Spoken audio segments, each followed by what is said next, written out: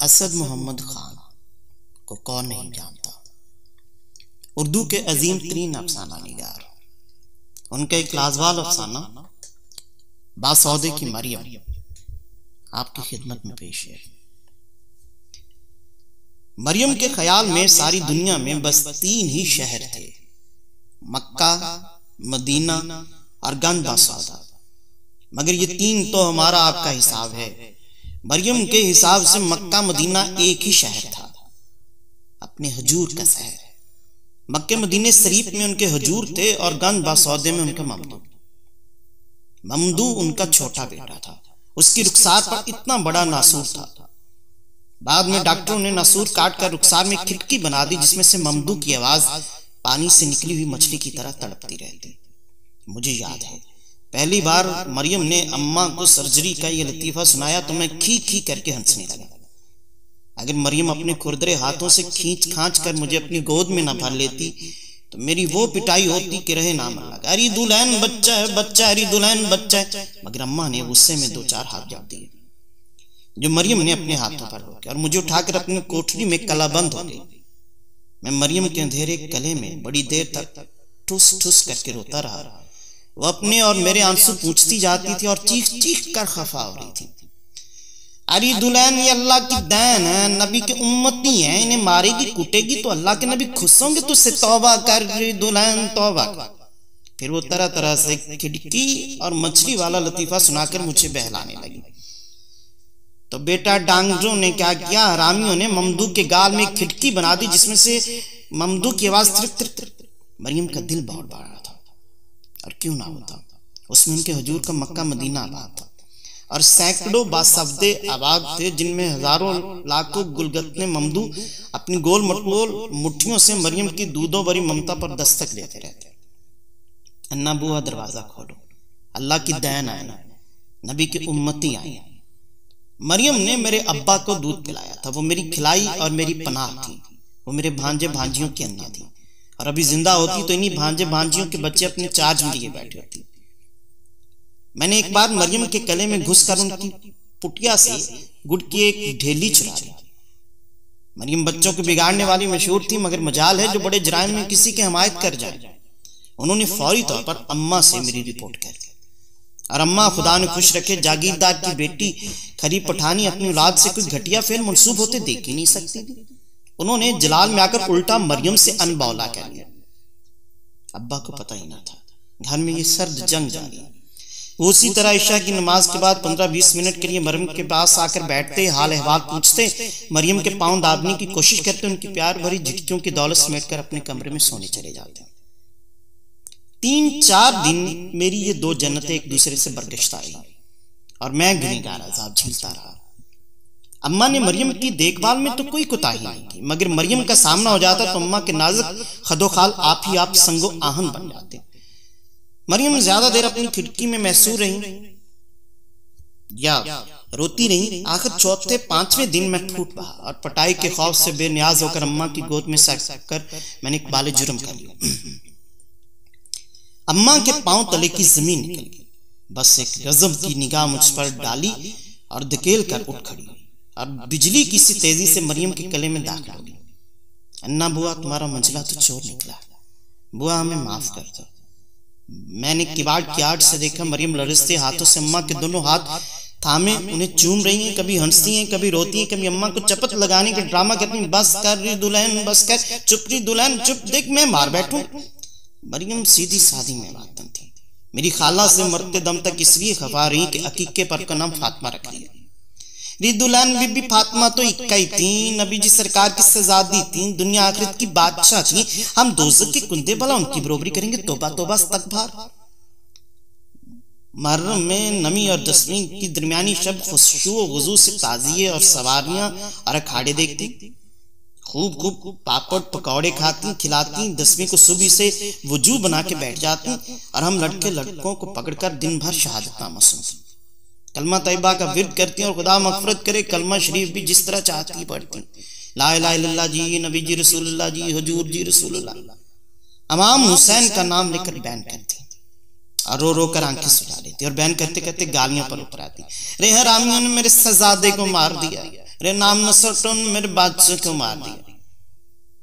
मरियम में वो हम लड़कों को हसन हुसैन का फकीर बनाती, हमारे कुर्ते हरे रंग देती, गर्दनों में कलावे डाल देती और छोटी छोटी बटबटियां बनाकर गर्दन में 2-2 आने के पैसे डाल देती।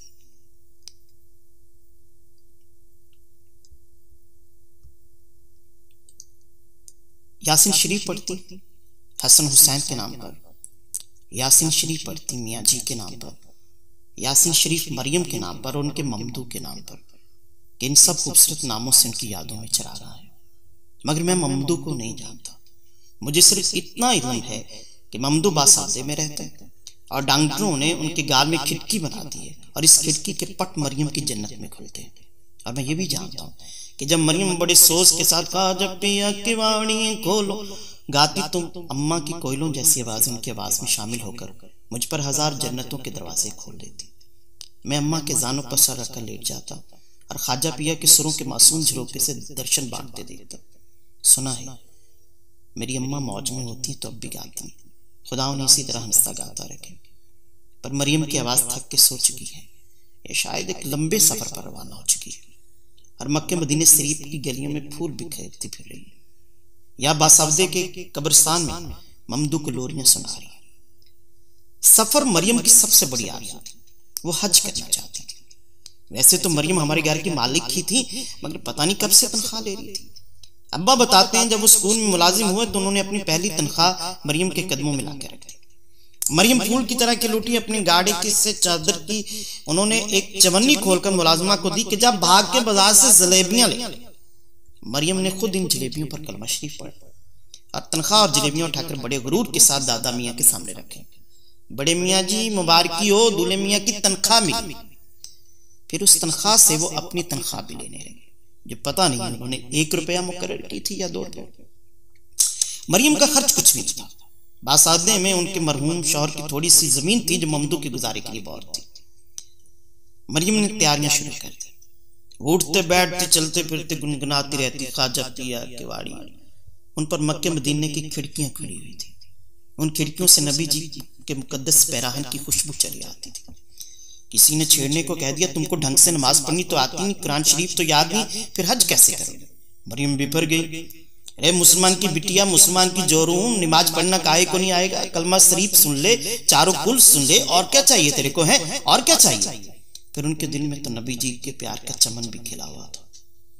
मगर एक दिन शताब खान का खत आया कि ममदू की हालत खराब है, बकरियां बेच बाच कर इलाज मालजा कराया, जमीन गिरवी रख दी, अब बिल्कुल पैसे नहीं, सूरत देखना चाहती है तो खत को तार समझना। मरियम की आंखों में मक्का मदीना धुंधला गया।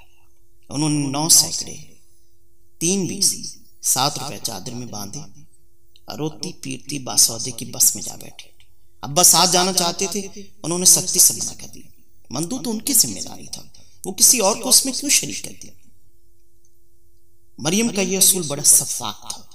उन्होंने बासौदे खैरियत पहुंचने का खत तो लिख दिया, पर ममदू के बारे में एक लफ्ज नहीं लिखवाया। महीने गुजर गए, किसी ने बताया कि वो ममदू को इलाज के लिए इंदौर ले गई। फिर पता चला कि बंबई में साबू सदीक की सराय में नजर आई थी। फिर पता चला कि ममदू मर गया। फिर एक लुटी लुटाई मरियम घर लौट आई। मैं स्कूल से घर पहुंचा तो देखा मरियम सहन में बैठी अपने मरे हुए बेटे को कोस रही। ए रामी तेरा सत्यानाश रे ममदू, तेरा सत्यानाश रे बदजनावर, रे तेरी कब्र में कीड़े पड़े रे, मेरे सबरे पैसे खर्च करा दे रही दुल्हन, अब मैं मक्के मदीने कैसे जाऊंगी रे दुल्हन, अब मैं कैसे। अब्बा ने कहा मैं तुम्हें हज कराऊंगा। अम्मा ने कहा ना बुआ, हम जहेज वाले कड़े बेच देंगे, तुम्हें हज कराएंगे। मगर मरियम चुप ना हुई। 2 दिन तक रोती रही और ममदू को कोसते फिरती रही।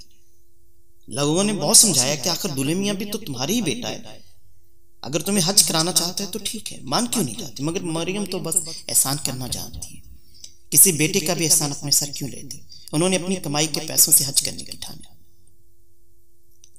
अब्बा ने बड़े शौक से लिहाज सुलाकर दिया, मरियम चुपके से जाकर बेची। ईद आई, मरियम के भी कपड़े बने, खुदा मालूम कब कितने पैसों में कपड़े बेच दिए। अब्बा अम्मा समेत हम सबको एक एक आनी ईदी देती थी, फौरी तौर पर बंद कर दी। पैसा पैसा करके मक्का मदीना फंड जमा हो रहा था। सब मिलाकर अभी 560 रुपए ही जमा हुए थे कि मरियम का बुलावा आ गया। मुझे नहीं मालूम कब और किस तरह चल बसी।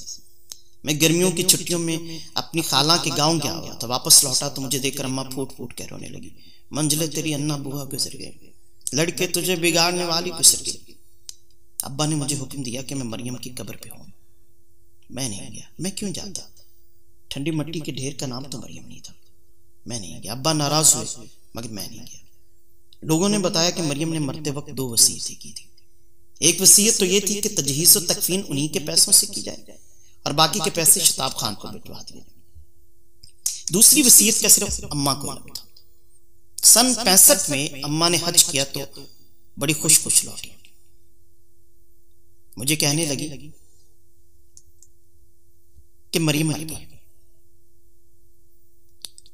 और मुझे ये नसीहत की कि नबी की करीम सल्लल्लाहु अलैहि वसल्लम के गुंबद की तरफ मुंह करके कह देना कि नबी जी सरकार में आती जरूर, पर मेरा मंदू बड़ा हरामी निकला, मेरे सबरे पैसे खर्च करा दिए।